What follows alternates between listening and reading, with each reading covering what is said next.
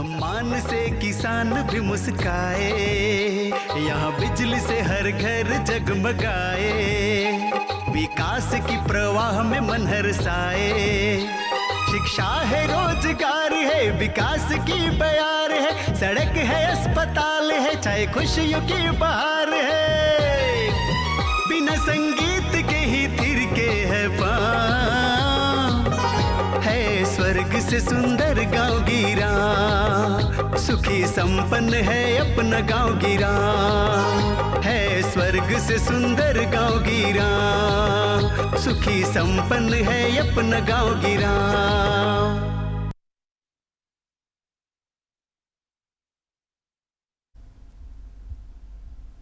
किसान भाई बहनों, जोहार। गांव गिरांव कार्यक्रम में आपका स्वागत है। मैं हूं किशन अग्रवाल। पशुओं में कई प्रकार के रोग हो जाया करते हैं, जिससे पशुओं को शारीरिक नुकसान और किसानों को आर्थिक नुकसान होता है। इसलिए इन रोगों का रोकथाम और नियंत्रण करना बहुत ही ज़रूरी है। तो आइए आज हम आपको पशुओं में होने वाले परजीवी रोग और उसके रोकथाम के बारे में जानकारी करवाते हैं। जानकारी देने के लिए आज हमारे स्टूडियो में उपस्थित हैं डॉक्टर संजीव कुमार, जो बिरसा कृषि विश्वविद्यालय कांके रांची के अंतर्गत पशु चिकित्सा महाविद्यालय कांके रांची में पशु चिकित्सा विभाग में सहायक प्राध्यापक सह कनीय वैज्ञानिक हैं। डॉक्टर संजीव कुमार जी, आपका हमारे स्टूडियो में बहुत बहुत स्वागत है। किसान भाइयों, मेरा जोहार। डॉक्टर साहब जी, आज हम अपने झारखंड के किसान भाई बहनों को, पशुपालकों को पशुओं में होने वाले परजीवी रोग और उसके रोकथाम के बारे में जानकारी करवाएंगे। जी। तो सबसे पहले आप ये बताइए कि परजीवी यानी पैरासाइट क्या होते हैं? हमारे किसान भाइयों को ये जानना अति आवश्यक है कि परजीवी और इनसे बीमारियां जो होती हैं वो कितने हद तक खतरनाक हो सकती हैं। तो परजीवी वो जीव होते हैं जो पशुओं पे अपने भोजन के लिए निर्भर रहते हैं तथा उनके अंदर या बाहर रहते हैं। तो जो परजीव अंदर या बाहर रहते हैं उन्हें परजीवी कहते हैं, तथा जो जिसके अंदर रहते हैं वो परपोषित कहलाते हैं। अच्छा अच्छा। जी। अंतर परजीवी, बाह्य परजीवी, इन दो रोगों का आपने नाम बताया। जी जी। अब ये जो दो रोग हैं, ये जो अंतर परजीवी, बाह्य परजीवी, ये पशुओं को किस प्रकार से शारीरिक नुकसान पहुंचाते हैं और किसानों को, पशुपालकों को किस तरह से आर्थिक नुकसान पहुंचाते हैं? जो हमारे बाह्य परजीवी होते हैं, इनका योगदान बीमारी को फैलाने में अधिकतर होता है। तो जो बाह्य परजीवी में हमने बताया कि जैसा कि इसमें किलनियाँ आती हैं, मक्खियाँ आती हैं। तो किलनियाँ जो पशुओं का खून चूस के उनको बहुत कमज़ोर बना देती हैं, और जिसके चलते जो पशु होता है वो हमारा खाना पीना छोड़ देता है, बहुत पतला दुबला हो जाता है। तो इस प्रकार ये काफ़ी कमज़ोर हो जाता है। और दूसरे शब्दों में हम कहें तो जो किलनियाँ होती हैं वो बीमारियां फैलाती हैं। जैसे कि एक पशु से दूसरे पशुओं में ये जो सूक्ष्म जीवी होते हैं उनको एक पशुओं से एक दूसरे पशु तक ये संचरित करते हैं। अच्छा अच्छा। तो अब इस क्रम में डॉक्टर संजीव कुमार जी, आप जब परजीवी की चर्चा चल रही है, बात हो रही है, और तो ये भी बता दीजिए थोड़ा कि इससे किसानों को या पशुपालकों को क्या नुकसान होता है, आर्थिक नुकसान? देखिए, आर्थिक नुकसान जो हमारा पशुपालक या किसान भाई है वो पशुओं को अपनी आजीविका को चलाने के लिए पालते हैं, वो दूध बेच के कुछ आमदनी कर सके। तो जो हमारे बाह्य परजीवी या अंतः परजीवी होते हैं वो पशुओं के शरीर पे रहते हैं या पशुओं के अंदर रहते हैं, जिसके चलते उनकी उत्पादक क्षमता जो होती है वो काफ़ी हद तक कम हो जाती है। तो जैसे जो जिसकी क्षमता दूध देने की काफ़ी हद तक एक अच्छी रहती है, लेकिन जिसके चलते बीमारियों के चलते वो काफ़ी कम हो जाती है, तो उनकी उत्पादकता क्षमता, दूध का उत्पादन क्षमता काफ़ी कम हो जाती है। और जो उनका जो पशुओं का इस तरह उसकी बीमारी में पशुओं का पैसा भी खर्च होता है। इस प्रकार उसका आर्थिक ये कहा जा सकता है कि पशु कमज़ोर भी हो जाते हैं। जी जी आपने कहा दूध उत्पादन कम हो जाता है। जी जी तो कुल मिलाकर ये कहा जा सकता है कि इस तरह की जो भी समस्या आ खड़ी होती है जी तो निश्चित रूप से पशुओं को शारीरिक नुकसान हुआ, किसानों को भी आर्थिक नुकसान हो रहा है, जी जी दोनों को ही नुकसान हो रहा है। जी जी और बहुत बुरी स्थिति में ये भी कहा जा सकता है कि यदि पशु मर जाते हैं तब तो बहुत ज़्यादा नुकसान होता है। जी जी यदि ये बीमारी ठीक हो जाती है, रोग ठीक हो जाता है, तब तो बहुत अच्छी बात है। जी जी डॉक्टर जी साहब ये बताइए कि बाह्य परजीवी से कौन कौन से रोग होते हैं? वाह्य परजीवी, जैसे कि हमने बताया, वाह्य परजीवी जो होते हैं उनमें किलनियाँ आती हैं, मक्खियाँ आती हैं, तो इनके द्वारा जो रोग फैलाए जाते हैं। तो जैसे जो किलनियों के द्वारा हमारे रक्त कोशिकाओं के परजीवी फैलाए जाते हैं। इसमें हमारी प्रमुख रूप से जो पशुओं में होने वाली बीमारियां हैं उनमें थीलिरियोसिस, एनाप्लाज्मोसिस, बबेसियोसिस, ये मुख्यतः किलनियों के द्वारा फैलाए जाते हैं। इसीलिए इन्हें किलनियों के द्वारा फैलाने जाने वाले रोग भी बोलते हैं जी। इसके अलावा मक्खियों के द्वारा फैलाने जाने वाले रोग ट्रिपेनोसोमा होता है, जिसे ट्रिपेनोसोमियासिस कहते हैं, जिसे आम बोलचाल की भाषा में सर्रा के नाम से जाना जाता है, जो कि एक टेबेनस प्रजाति की मक्खी होती है, वो इसे फैलाती है। यानी मक्खी एक जानवर से बैठकर दूसरे जानवर में भी जी जी बैठती है, बिल्कुल, तो उससे भी ये रोग जी फैल सकता है। जी जी डॉक्टर साहब अब आप ये बताइए कि अंतर परजीवी से कौन कौन से रोग पशुओं में फैलते हैं? अंतर परजीवी, जैसा कि हमने बताया कि किसान भाइयों को कि अंतर परजीवी वो जीव होते हैं जो शरीर के अंदर रहते हैं। तो जो मोस्टली क्या होता है कि जो हमारे आहार नाल होती, पशुओं की जो आहार नाल होती है उसमें पेट की कीड़े पाए जाते हैं, तो उनका स्थान होता है। इसमें बहुत से कृमि होते हैं जिसमें उनकी शरीर के बनावट के आधार पर उनको डिफरेंट अलग अलग उसमें विभाजित किया जाता है। जैसे कुछ हमारे कृमि होते हैं जिनका शरीर चपटा होता है, उनको हम ये चपटेवान कहते हैं, और कुछ बेलनाकार गोल होते हैं जिन्हें हम गोल कृमि कहते हैं। तो इनके द्वारा जो बीमारियां फैलाई जाती हैं उनमें प्रमुख रूप से आपकी फेसिलियोसिस, एम्फिस्टोमियासिस और हेमांकोसिस, ये प्रमुख रोग होते हैं जो पशुओं में होते हैं। जी। अब आप ये बताइए कि बाह्य परजीवी पशुओं में परजीवी रोग के संक्रमण में कैसे योगदान करता है? देखिए, जैसे कि हमने किसान भाइयों को बोला, जो किलनियाँ होती हैं, जो पशुओं की बाह्य त्वचा होती है, उस पर ये चिपक के उनका खून चूसती रहती है, जिसके चलते क्या होता है कि वो खून चूसती हैं तो एक किलनी लगभग प्रतिदिन में, किलनी को डॉक्टर साहब यदि हम हिंदी में यदि कहें ढील कह सकते हैं हम लोग, जो झारखंड की भाषा में कहते जी, हैं, जी, जी, या जूं कह सकते हैं, तो जो, कोई अतिशयोक्ति नहीं जो होगा। दूसरी प्रजाति होती है जी, किलनी अलग प्रजाति है, अलग होती है। जी। तो जो हमारा किलनी या ढील होता है वो शरीर से चपक के वो खून चूसता रहता है। तो एक किलनी प्रतिदिन वो 0.5 से 2 ml तक एक किलनी हमारा पशुओं का खून चूसती है।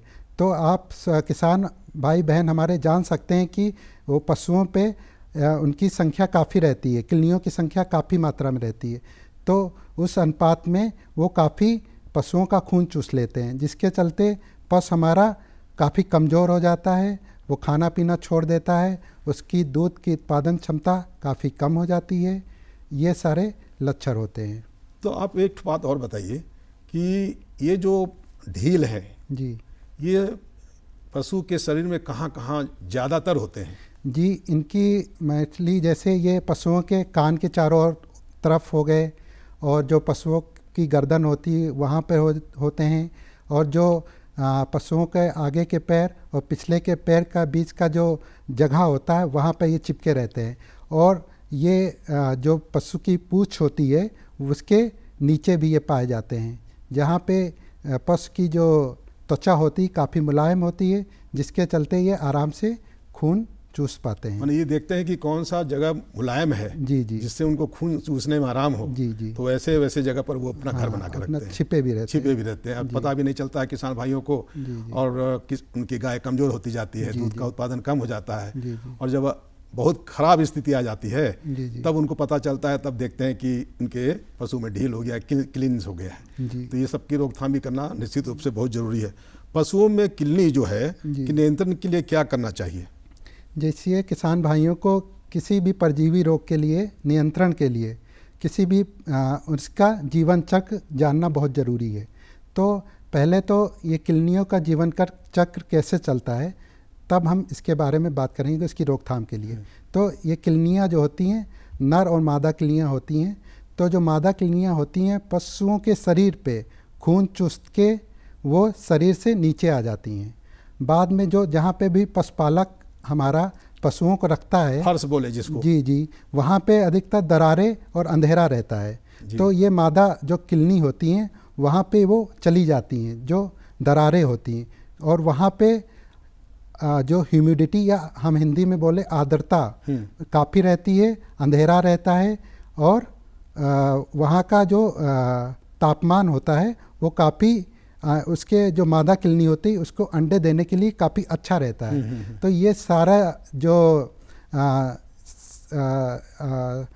जो आपका सारा कंडीशंस हो गई वो किलनी के अंडे देने के लिए पर्याप्त होती हैं, जिसके चलते वो इन दरारों में अंडे दे देती हैं।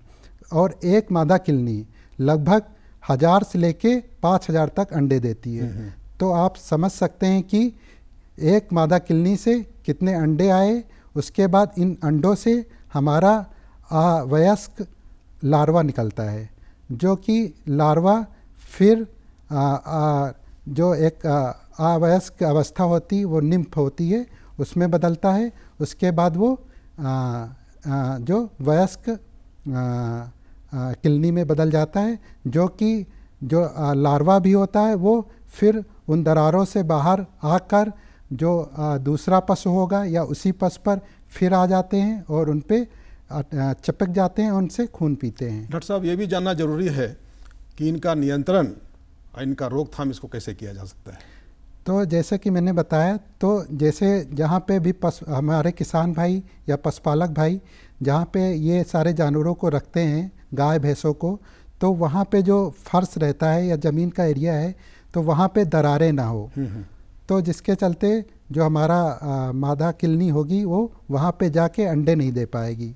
और दूसरी बात क्या है, जहाँ पे पशुओं को रखा जाता है वहाँ का जो वातावरण होना चाहिए वो खुला होना चाहिए।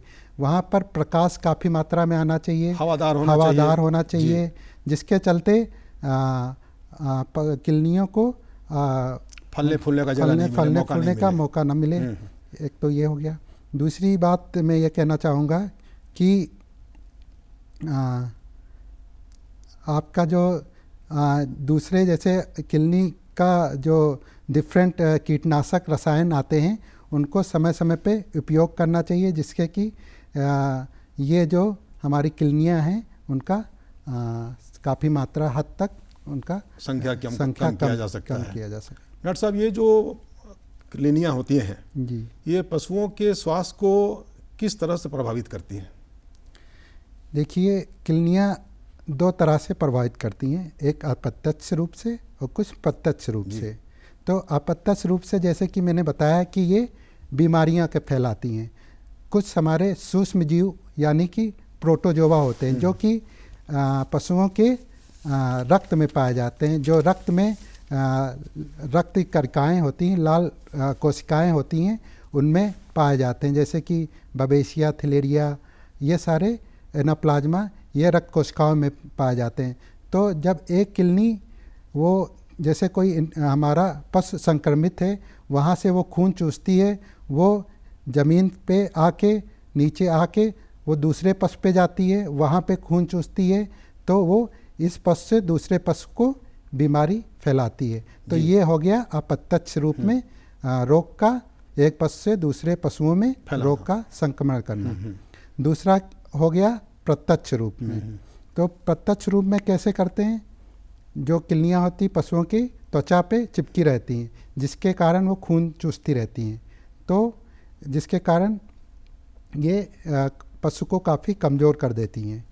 दूसरा कि ये जो इनकी किडनियों की लाल ग्रंथियाँ होती हैं, जब ये खून चूसती हैं तो उनमें विभिन्न प्रकार के रसायन आते हैं, जो कि जो पशुओं की त्वचा होती है वहाँ पे विभिन्न प्रकार के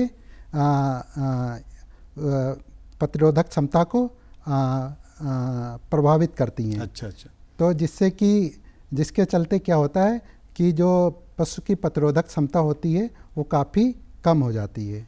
देखिए डॉक्टर साहब, एक बात और बताएं आपको कि आम इंसान को यदि एक मच्छर काटता है जी जी तो उसको लगता है कि उसका पूरा चमड़ी छील दें, इतना खुजली होती है। जी।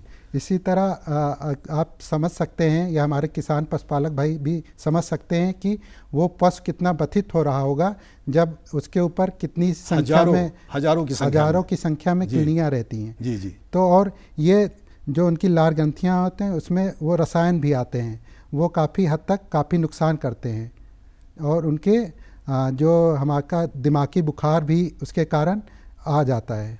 मतलब सोचिए कि वैसे ढील जो पूरे शरीर में फैले हुए हैं, उसको किस तरह से उसको चूस रहे हैं, खून पी रहे हैं उसका, और देह में उसके शरीर में कितनी खुजली होती होगी। कभी कभी हम लोग देखते भी हैं कि पैर से गाय जो है या कोई भी जानवर उस जगह को मारती है पैर से, जहाँ पर उसको वो किल्ली काटती है। ये सचमुच बहुत ही भयावह कहा जा सकता है। तो जो आपने दवाई का नाम बताया, उस दवाई को वहाँ पर किस तरह से लगाया जा सकता है? देखिए, इसमें विभिन्न प्रकार के बाज़ार में रसायन उपलब्ध हैं, जिनको हम कीटनाशक या एकेरीसाइड्स बोलते हैं। इसमें जैसे कि आपका आइवरमेक्टिन हो गया, अमितराज होता है, ये विभिन्न प्रकार के रसायन बाज़ार में उपलब्ध हैं। तो जैसे अमितराज होता है, उसका 2 ml उस रसायन का 2 ml पानी के 1 लीटर में घोल के उसका आपका मिश्रण बना लेते हैं, और फिर जो भी हमारा संक्रमित पशु है उसके सारे शरीर पे वो लेप लगा देते हैं, और 1-2 घंटा उसको छोड़ देते हैं। लेकिन यहाँ पे पशुपालक को ये ध्यान देना चाहिए कि वो उस रसायन को अपने मुंह या जीवा से वो चाटे ना, क्योंकि ये काफ़ी हद तक ये नुकसानदायक होता है। इसके लिए एक उपाय भी किया जा सकता है और बाजार में उपलब्ध है कि गाय के मुंह में आप देखते होंगे जाली आता है, उस जाली को लगा सकते हैं। हाँ बिल्कुल। सावधानियां तो बरतनी पड़ेगी क्योंकि ये खतरनाक रसायन है। और आपने बताया कि मुंह में नहीं जाना चाहिए, चाटना नहीं चाहिए। और निश्चित रूप से आप देखते होंगे जहाँ पर ये किल्नियाँ पशुओं को काटती है, जहाँ से खून चूसती है, वहाँ पर खुजली होता है, और जीभ से उसको चाट करके उसको छुड़ाने की कोशिश करती है उससे बचने के लिए। डॉक्टर साहब, आपसे ये जानना चाहेंगे, किडनी द्वारा फैलाने वाले पशुओं में थिलोरियोसिस परजीवी रोग के क्या लक्षण होते हैं, जिसके द्वारा किसान पशुपालक भाई इसके पहचान सकें? जी, ये थिलोरियोसिस जो बीमारी होती है, परजीवी बीमारी है, ये थिलेरिया एनुलाटा नामक एक प्रजात पैरासाइट प्रोटोजोन परजीवी होता है, जो कि पशुओं के जो रक्त कणिकाएँ, लाल रक्त कणिकाएँ या कोशिकाएँ होती हैं, उनमें ये रहता है। तो ये मुख्यतः उन पशुओं को संक्रमित करता है जैसे कि जो बच्चे या जिनकी आयु जो 5-6 महीने के अंतराल पे होती है, और ये वयस्क अवस्था में कम हानिकारक होते हैं, उनमें उन पशुओं को कम अफेक्ट करते हैं। और ये बीमारी मुख्यतः गर्मियों में या जब बरसात के बाद में होती है, क्योंकि बरसात के बाद क्या होता है, आपके जो किडनियों की संख्या होती है काफ़ी मात्रा में बढ़ जाती है, और किडनियाँ ही ये रोग फैलाती है, जिसके चलते ये रोग इन ऋतुओं में काफ़ी अधिक होता है जी। और यहाँ पे मैं अपने किसान भाइयों को ये ज़रूर कहना चाहूँगा, जो ये बीमारी है, ये जो क्रॉसब्रेड या संकर किस्म की नस्लें होती हैं पशुओं की, उनमें ये अधिक होता है, जो जबकि हमारे जो इंडिजीनस नस्ल होती है उनमें ये अधिकतर नहीं रहता है। जी डॉक्टर साहब, थिलोरियोसिस रोग से पशुओं को कैसे बचाया जा सकता है? जी, इसके बचाने के लिए पहले तो मैं अपने किसान भाइयों को इसके लक्षण बताऊंगा कि इस बीमारी में क्या लक्षण आते हैं। तो इसके चलते जब ये जो किलनी होती है ये खून चूसती है तो इसके अंदर इसकी किलनियों की लार ग्रंथियों में ये स्पोरोजाइट नाम का अवस्था होती है इस पैरासाइट की, जो इसके खून में, पशुओं के खून में आ जाती है। तो ये जाके जो पशुओं में विभिन्न प्रकार की लसिका ग्रंथियाँ होती हैं, वहाँ पे ये परजीवी जाते हैं और वहाँ पे ये विभाजित होके काफ़ी संख्या बढ़ाते रहते हैं, जिसके चलते हमारे अगर किसान भाई पशुओं को देखेंगे तो वहाँ पे जो उनकी डिफरेंट लसिका ग्रंथियाँ होती हैं, जैसे प्री फीमोरल जो और प्री स्केपुलर एंड पैरोटिड लसिका ग्रंथियाँ होती हैं, उसमें काफ़ी सूजन आ जाती हैं। ये इस बीमारी की लक्षण काफ़ी उत्कृष्ट या काफ़ी कैरेक्टरिस्टिक लक्षण होता है, ये इसी बीमारी में आता है। तो इससे हमारे पशुपालक भाई आराम से पहचान लेंगे। और ये क्योंकि रक्त का परजीवी होता है, इसके चलते खून की कमी हो जाती है, पशु कमज़ोर हो जाता है, खाना पीना छोड़ देता है, जिसके चलते एनीमिया आ जाता है और ये सारी आँखों और नाक से पानी जैसा स्राव भी होता है। ये सारे इसके लक्षण इतना सब कुछ है तो निश्चित रूप से इसके पीछे टीकाकरण की भी व्यवस्था होगी। जी जी, तो इस टीकाकरण, इसके लिए टीकाकरण उपलब्ध है और ये जनरली हमारे सरकारी अस्पतालों में उपलब्ध नहीं है। इसे पशुपालक भाई हमारे बाज़ार से लेके लगवा सकते हैं। ये टीकाकरण जो इस बीमारी के सापेक्ष आता है, इसका नाम है दैट इज़ रक्षावैक टी। जी, तो ये बीमारी, ये टीकाकरण ये पशुओं में जो 6 माह के ऊपर पशु हो जाते हैं, कह सकते हैं साल भर के जो हों, नहीं साल भर तो होना ही चाहिए। अच्छा। लेकिन 6 के बाद हम इसको टीकाकरण लगवा सकते हैं। जी। और इसका जो उपचार के लिए, इस बीमारी के उपचार के लिए जनरली जो हमारा एक ब्यूटालेक्स बाज़ार में औषधि आती है, इस खासकर इसी बीमारी के लिए होती है, जिसमें कि शरीर के वजन के भार के अनुपात में इसे दिया जाता है, जो कि 2.5 मिलीग्राम पर केजी बॉडी वेट या भार के हिसाब से इसको दिया जाता है। डॉक्टर साहब, कई पशुओं में देखा जाता है कि लाल पेशाब होने लगता है। जी जी, तो थोड़ा इसके बारे में भी जानना चाहेंगे, आखिर ये ऐसा होता कि जो नॉर्मल होना चाहिए उससे हटकर अलग होता है? देखिए, इसका थोड़ा विस्तार से आज हमारे किसान भाई बहनों को आप बताएं। जैसे जी कि इसे आम लोग भाषा में लहू मूतना या लाल पेशाब, या ये भी एक तरह की सूक्ष्मजीव या प्रोटोजोआ परजीवी बीमारी होती है। ये भी रक्तजनित बीमारी है जो कि हमारी किडनियों के द्वारा फैलती है।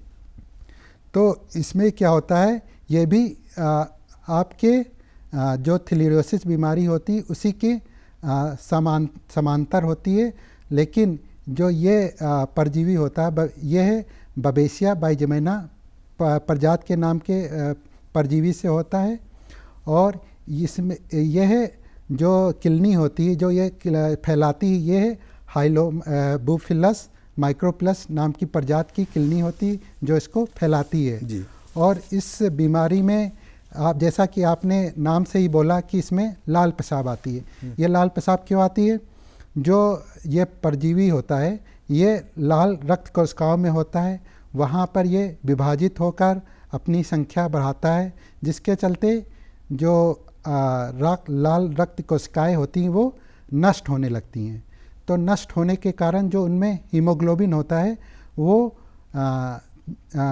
आके पेशाब के जरिए पशुओं के शरीर से बाहर निकलता है, जिसके कारण जो पेशाब का रंग होता है वो लाल रंग का दिखाई देता है, जिसे ही लाल पेशाब का होना कहते हैं जी। तो इसके कुछ लक्षण, रोग के रोकथाम के उपाय के बारे में कुछ हमारे किसान भाई बहनों को आप बताते जी। कि जैसा कि मैंने आपका नाम से किसान भाई जान गए कि ये लाल पेशाब होना, तो एक यही लक्षण है जिससे किसान भाई हमारे पहचान सकते हैं कि ये बबेसियोसिस परजीवी के द्वारा फैलाया गया रोग है पशुओं में।